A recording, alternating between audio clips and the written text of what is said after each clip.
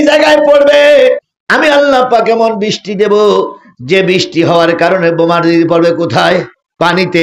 পানিতে গেলে তোমার বোমা বাস্ট হবে না।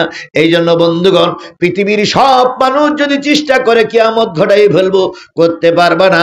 আর পৃথিবীর সব মানুষ যদি চেষ্টা করে কিয়ামত বন্ধ করে দেব, তাহলে বন্ধ করতে পারবে না।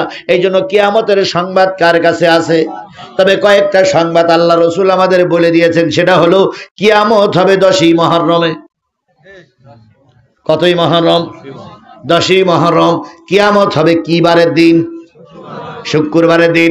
আরেকটা আলামত শুনে যান, একটা কালেমা পড়া লোক যতক্ষণ বেঁচে থাকবে ততক্ষণ আল্লাহ কিয়ামত দেবে না।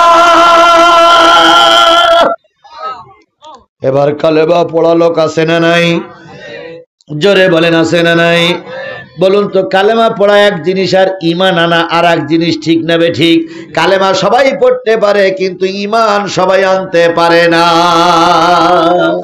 আমি কালেমা পড়লাম, আমি যে কালেমা পড়ি হিন্দু সেই কালেমা পড়ে, আমি যে কালেমা পড়ি খ্রিস্টানও সেই কালেমা পড়ে, কিন্তু ওদের কালেমার সঙ্গে আমাদের কালেমার মিল নাই। কারণ আমরা কালেমা পড়ি ঈমানের বলে বলিয়ান হয়ে, আর ওরা কালেমা পড়ে মানুষের লোক দেখানোর জন্য। ভারত আমাদের হুমকি দেয় আমাদের দেশ নাকি দখল করে ফেলবে। কি হুমকি দিচ্ছে না? দেশ দখল করে ফেলবে। তারপরে বাংলাদেশের সিলেট আর কক্সবাজার চট্টগ্রাম নিয়ে নেবে। নিয়ে নাও, নাও, একটু একটু এসে দেখো, তোমার অনেক সোলজার আছে, তোমার অনেক মারণাস্ত্র আছে, কিন্তু আমার দেশের মতন ইমানদার তোমার নাই। কি বলেন? আমার দেশের মতন ইমানদার কি ওদের আছে? জোরে বলেন আছে? আমার দেশের একজন ভ্যানালা সকালবেলা ফজরের নামাজ পড়ে মসজিদে ইমাম সাহেবের পিছনে ঠান্ডা পানি দিয়ে উজু করে, কাপড় চোপড় ভালো নেই, কাঁপতে কাঁপতে যায় মসজিদে। 2 রাকাত নামাজ পড়ে সূরা হাশরের 3 আয়াত পড়ে তসবিহ পড়তে পড়তে বাড়ি এসে বুড়িটারে বলে, যা আছে তাই দাও। খেয়ে দিয়ে ঝাল পান্তা ভাত বলে না, যাই দেন, খেয়ে রিক্সা কার নিয়ে যায় রাস্তায়। ওই লোকটা যদি মারা যায় ও যাবে আল্লাহর জান্নাতে। কারণ ওই লোকটার ভিতরে কিচ্ছু নেই, কিন্তু কি আছে? ঈমান আছে। আর তুমি ভারত, অনেক বড় দেশ তোমার, অনেক সৈন্য তোমার, কিন্তু জেনে রেখো তুমি হলো মুশরিক, তুমি হলে বেঈমান। আল্লাহর ভাষায় তুমি মারা যাওয়ার পরে যাবা জাহান্নামে, আর আমার 18 কোটি মানুষ মারা যাওয়ার পরে যাবে আল্লাহর জান্নাতে। এই যে হুজুরগুলো মাদ্রাসায় চাকরি করে, কয় হাজার টাকা বেতন পায়?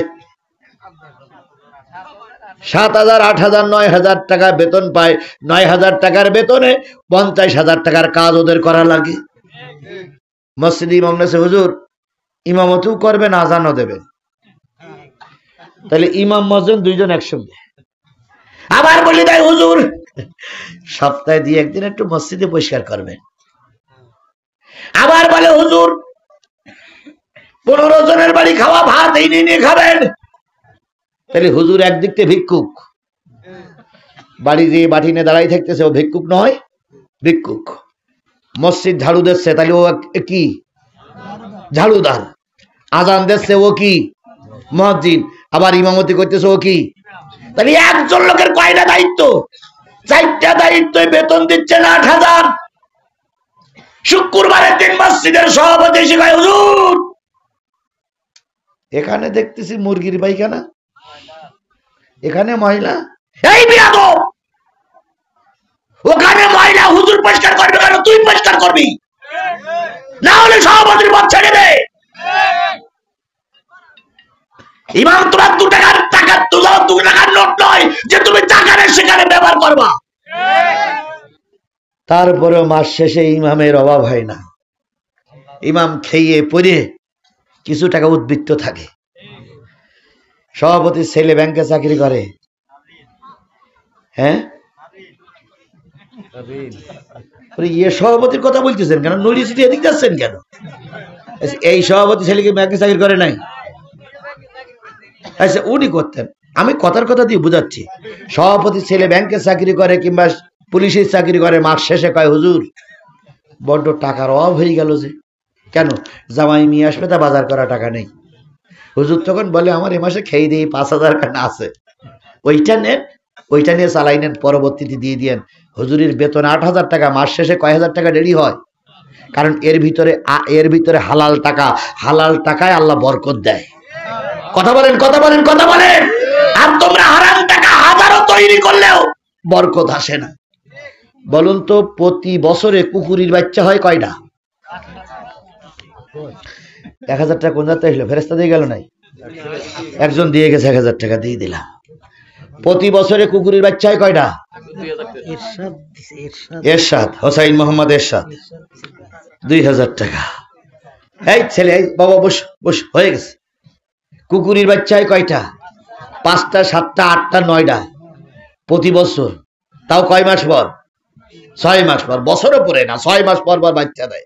আচ্ছা বলুন, এই 8টা 10টা কুকুরের বাচ্চা যদি বেঁচে থাকে, আর যে হারে কুকুর বাচ্চা দেয়, বছর শেষে সব বাচ্চাগুলো যদি বেঁচে থাকে, গোটা পড়া বাড়ি শুধু কুকুর আর কুকুর হয়ে যাবে।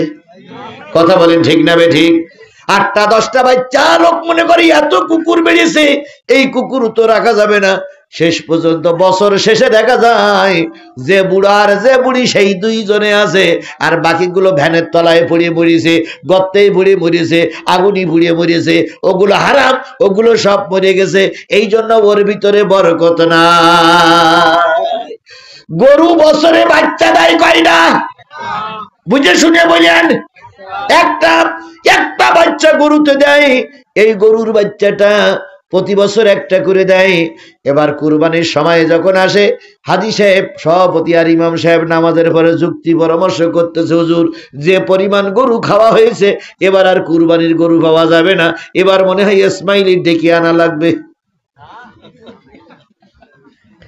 কারণ ইব্রাহিম আলাইহিস সালাম ইসমাইলি কুরবানি দিতে গেল না, এবার মনে হয় ইসমাইলি দেওয়া লাগতে পারে। ইমাম তখন ছোট্ট করে বলতেছে, হাজী সাহেব, সভাপতি সাহেব, চিন্তার কোনো কারণ নাই, চলেন হাটে যাই। এখন একটু দেরি করে হাটে গেছে, গরু উঠুক। জোহরের পরে যেয়ে দেখে বাজারে ঢোকার মতন কোনো জায়গা নাই, শুধু গরু আর গরু, গরু আর গরু, গরু আর গরু। এই কথা বলে ঠিক বললাম না? ঠিক বললাম? তাহলে হাজী সাহেব বলতেছিল কুকুরের বাচ্চা জায়গা দেওয়া যাবে না, ও দুনিয়ার থেকে বিলীন হয়ে গেছে। গরু হালাল বছরে দেয় একটা। গরু কুরবানির সময় অভাব পড়ে না, শুধু গরু আর গরু দেখা যায়। বাংলাদেশ আওয়ামী লীগ ওরাও বলতো, আমরা এত লোক, আমাদের দলে এত লোক। ওরে বাবারে, কুকুরের বাচ্চা যেমন পারে না, সবাই মতন তোমাদেরকেও পাওয়া যাবে না।